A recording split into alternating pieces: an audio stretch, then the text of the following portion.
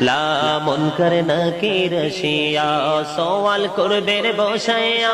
নিবে না পর্দা দয়াল নবী উঠায়া সালাম জানাবো কদম সুইয়া ইয়া রাসূলুল্লাহ ইয়া হাবিবাল্লাহ ইয়া রাসূলুল্লাহ লা গোসল করাইয়া কাফন পরাইয়া যখনই রাখিবে কবরে শোয়াইয়া লইও গো কোলে গোলাম বলিয়া ইয়া রাসূলুল্লাহ ইয়া হাবিবাল্লাহ ইয়া রাসূলুল্লাহ লা শুনেছি হাদিসে